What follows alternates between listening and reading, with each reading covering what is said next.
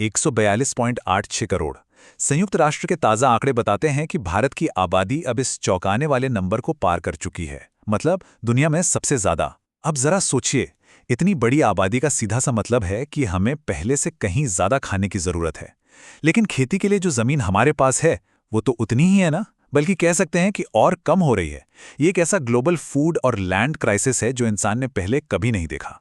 तो आज के इस दिलचस्प विश्लेषण में हम इसी सिकुड़ती जमीन की समस्या का एक बहुत ही शानदार और इनोवेटिव हल निकालने वाले हैं। क्या हो अगर हम खेतों को क्षैतिज यानी हॉरिजॉन्टल फैलाने के बजाय लंबवत यानी वर्टिकल खेती करें, बिल्कुल किसी गगनचुंबी इमारत या स्काईस्क्रेपर की तरह। आज हम मल्टी लेयर क्रॉपिंग के इसी रोमांचक कॉन्सेप्ट को डिकोड करने वाले हैं।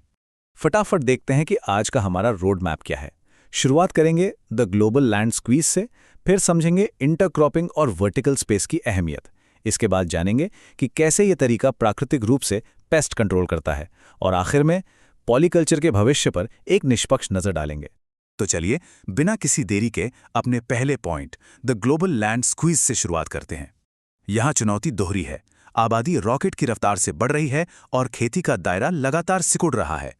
इस ग्राफ को देखिए, कैसे जनसंख्या का ग्राफ लगातार ऊपर ही चढ़ता जा रहा है। ये आसमान छूती लाइन एकदम साफ कर देती है कि अब ज्यादा भोजन उगाना कोई चॉइस नहीं है, बल्कि हमारी सबसे बड़ी मजबूरी है। हमें हर हाल में उत्पादन बढ़ाना ही होगा।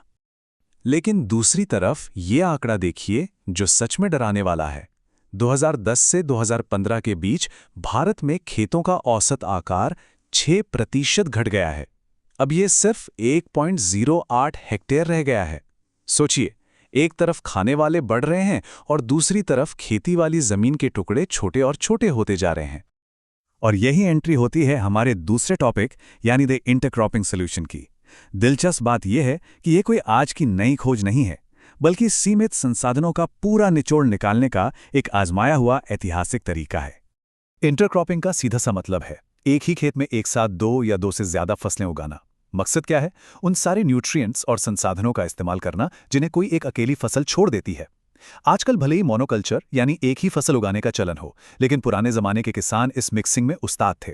मध्यकालीन इंग्लैंड में किसान जानवरों के चारे के लिए जई और जौ को मिलाते थे, जिसे ड्रेज कॉर्न कहते थे, और फ्रांस में तो गेहूं और राई को मिलाकर पैंडी मेट्रिल नाम की जबरदस्त ब्रेड बनाई जाती थी।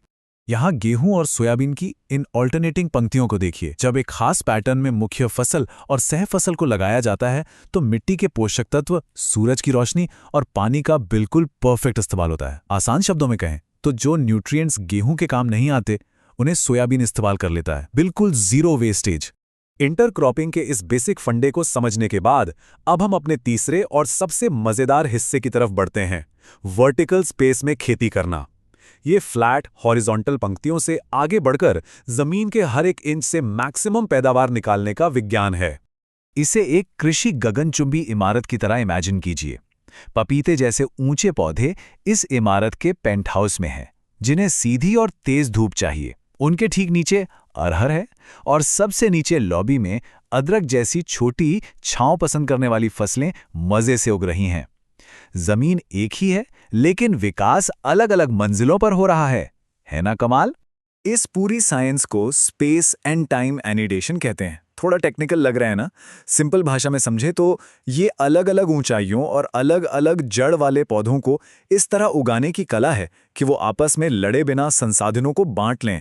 गहरी जड़ें, बीच वाली जड़ें और सतह पर फैलने वाली फसलें सब एक दूसरे के साथ बिल्कुल परफेक्ट हार्मनी में काम करती हैं। अब इस मल्टीलेयर फार्म को सेटअप कैसे करते हैं? इसके कुछ बहुत ज़रूरी स्टेप्स हैं। सबसे पहले है क्रॉप सिलेक्शन, यानी ऐसी फसलें चुनना जिनकी ऊंचाई अलग हो और जो अलग अलग समय पर पकें। फिर आती है फील्ड प्रेप, जहां खेत को ज्योमेट्रिक शेप्स में तैयार किया जाता है। तीसरा है इरिगेशन या सिंचाई। इसके लिए रिंग बेसिन तरीका सबसे बेस्ट रहता है, ताकि इतने घने पौधों के बीच नमी एकदम सही बनी रहे। और आखिर में नियमित रूप से निराई या वीडिंग करना। चलिए अब अपने चौथे पॉइंट पर आते हैं, nature's pest control. Multilayer farming सिर्फ जमीन ही नहीं बचाती, बल्कि इसका एक और जादुई फायदा है। ये घने खेत प्राकृतिक रूप से एक सुरक्षा कवच या डिफेंस सिस्टम की तरह काम करते हैं। जरा सोचिए, अगर पूरे खेत में सिर्फ एक ही फसल यानी मोनोकल्चर है, तो वो कीड़ों के लिए खुली दावत है। कीड़े आसानी से अपना खाना ढूंढ लेते हैं और खेत साफ कर देते हैं। इसे रिसोर्स कॉन्सेंट्रेशन हाइपोथेसिस कहते हैं। लेकिन दूसरी तरफ है पॉलीकल्चर। यहाँ अलग अलग पौधों की ऊंचाइयों और वैरायटी की वजह से कीड़े पूरी तरह से कंफ्यूज हो जाते हैं। उन्हें समझ ही नहीं आता कि हमला कहाँ करना है। विज्ञान की भाषा में इसे अप्रोप्रिएट या इनअप्रोप्रिएट लैंडिंग हाइपोथेसिस कहा जाता है। मतलब कीड़े किसी पौधे पर तभी टिकते हैं जब उन्हें बिल्कुल सही रंग, स्वाद और गंध मिले।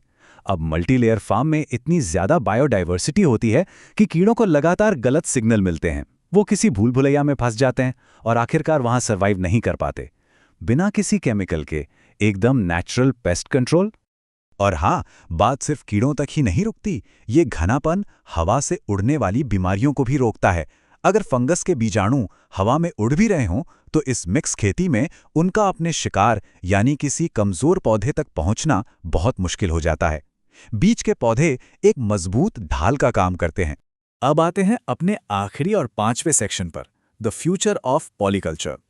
देखिए, किसी भी सिस्टम को बेहतरीन कहने से पहले उसकी ज़मीनी हकीकत और चुनौतियों को समझना बहुत ज़रूरी है। तो चलिए एक प्रैक्टिकल नज़र डालते हैं। इस शानदार सिस्टम की कुछ बड़ी रुकावटें भी हैं। पहली बात, ये बहुत ज़्यादा लेबर इंटेंसिव है। मतलब इसमें इंसानी मेहनत बहुत लगती है। दूसरा, फसलें इतनी घनी होती हैं कि खेतों में ट्रैक्टर या बड़ी मशीनें घुसाना लगभग नामुमकिन हो जाता है। और तीसरा है एलोपैथी का डर, यानी कभी कभी कुछ पौधे ऐसे केमिकल छोड़ते हैं जो पास वाले दूसरे पौधों की ग्रोथ को रोक देते हैं। तो बड़े स्केल पर इसे अपनाना थोड़ा ट्रिकी हो सकता है। तो इन तमाम चुनौतियों और फायदों को देखने के बाद आखिर में एक बहुत बड़ा सवाल खड़ा होता है। क्या खेतों के इस डिज़ाइन को लंबावत या वर्टिकल रूप में बदलना ही हमारी खेती और ज़मीन को बचाने का आखिरी रास्ता है? जिस रफ्तार से आबादी बढ़ रही है, शायद इस तरह की डाइवर्स और मल्टीलेयर खेती की तरफ लौटना ही हमारे ग्लोबल फ्यूचर को सुरक्षित करने की सबसे अहम चाबी हो। इस सवाल पर ज़रूर गौर कीजिएगा। आज के इस विश्लेषण में जुड़ने के लिए बहुत बहुत शुक्रिया।